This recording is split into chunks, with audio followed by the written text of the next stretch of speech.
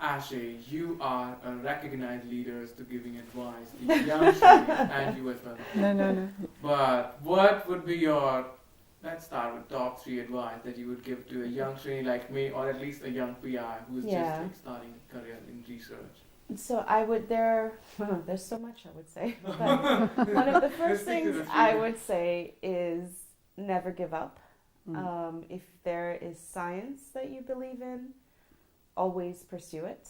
Do what your heart tells you to do, because if you're not excited by what you're doing, then there's no point in doing it. So follow your passion, follow your heart.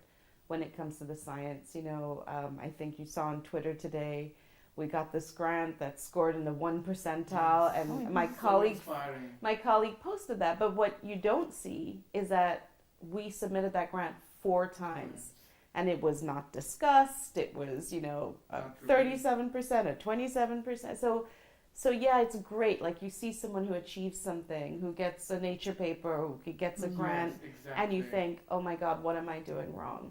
And the amount of tries behind those successes are not often spoken about, right? And in a way, that's one of the problems with social media, is we post our successes, but we don't say, you know what, that was tough. It took 4 tries to get there. And I think that's so important to understand that everyone is in that boat. It doesn't matter who you are, and the important thing is to persist if you believe in the science and just figure out a way to communicate it effectively. No, definitely to keep trying. And we were talking about our paper, the mental art. It took over 7 years to because you have patient follow-up. Every paper, no, and you have to, and that's exactly the issue. You have to have a certain quality of, endurance, I would say. But, I will tell the people the same thing that my boss Scott Lowe told me once, because we were like, I was doing experiments and there were some easy things that I could do. And then he looked at me and he said, if you ask boring questions, you get boring answers. Yep, so true. And of course, that doesn't mean that then you can ask a very, exciting thing, then you don't have the tools or you don't have the expertise. You have to be realistic. But it's also, I think, something that you learn, particularly when you come to this country, is to think about the big picture. And he would always tell us, okay, what's the big picture? Give me the elevator pitch, now that people talk about the elevator. So it's like, why do you do this? And I think this is something that one has to learn. First, I don't think everybody should be a PI. Doesn't have to be. You can be successful.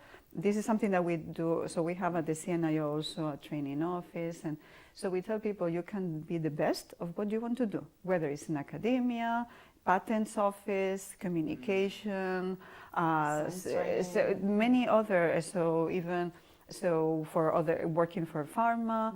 So there are different options. First thing, you have to try to be a bit honest with yourself. So what are your strengths? And then find people to help you. I think you talked about, being alone. No way. So you can success. So people that do well, typically are people that learn how to communicate, how to be humble. So one day I do an experiment for you, another day maybe I can ask you. But if it's people that are egoistic, that they don't share, and we know in the field, of course they might be successful, but I think being a bit more communicative and open, that helps. So in short, definitely to pursue your head, but also try to think, okay, what can I do? And then in different countries, different budgets, you can do more or less, but that doesn't mean that you can even do a great job with a particular question. Sometimes it's more the question than the funding.